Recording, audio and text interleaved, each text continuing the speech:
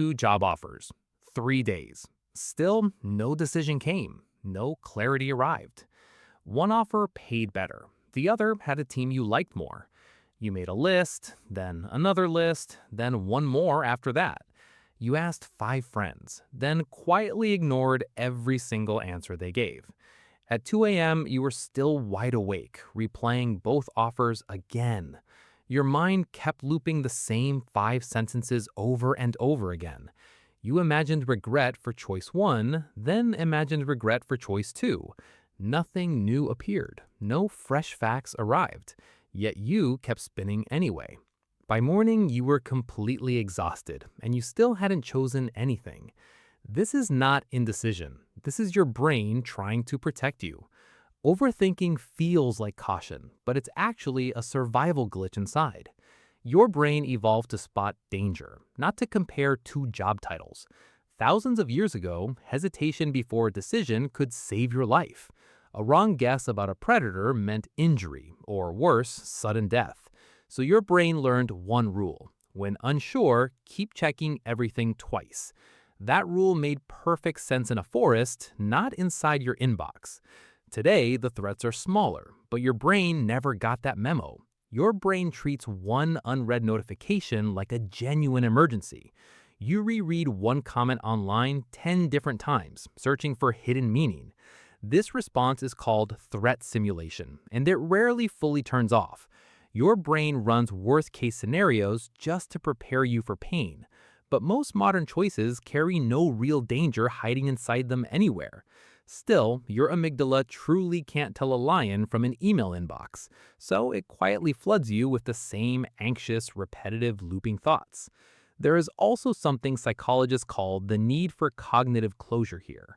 Humans hate uncertainty so much they will choose anything to end it.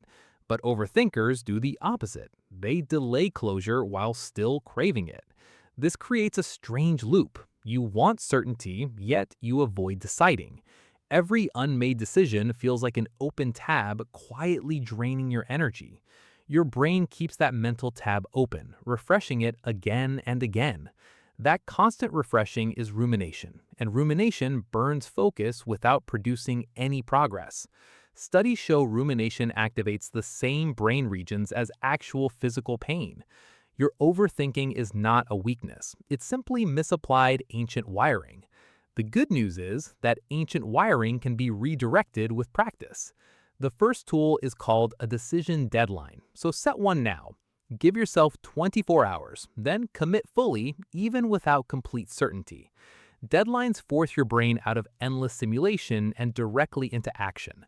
Without a deadline, your brain assumes it has unlimited time to check.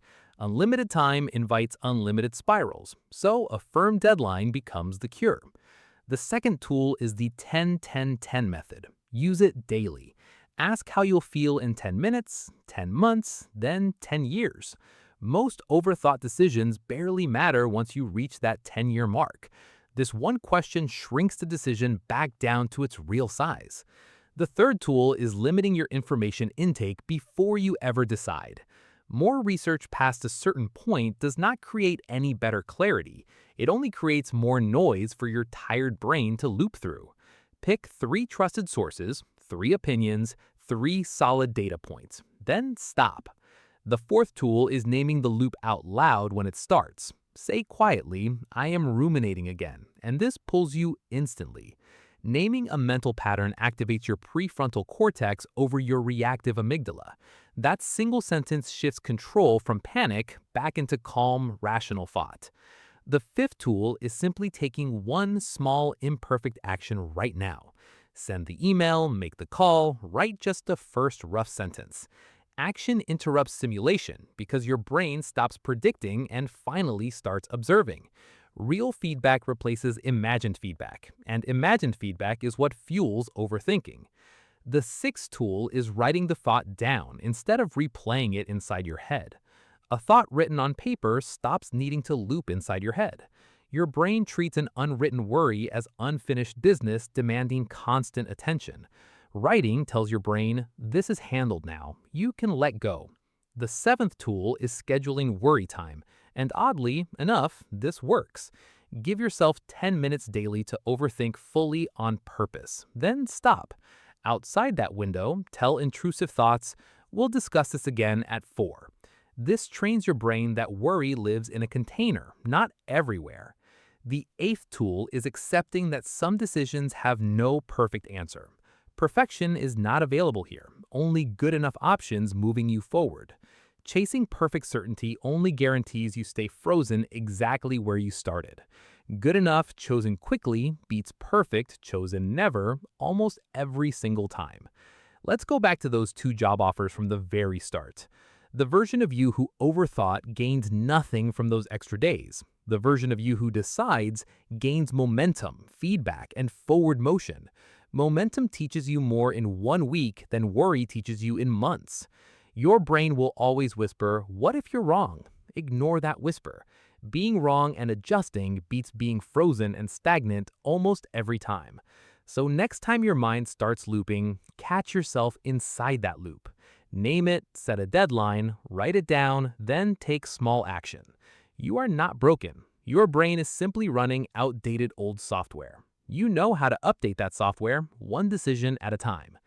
The next time two options sit in front of you, choose faster.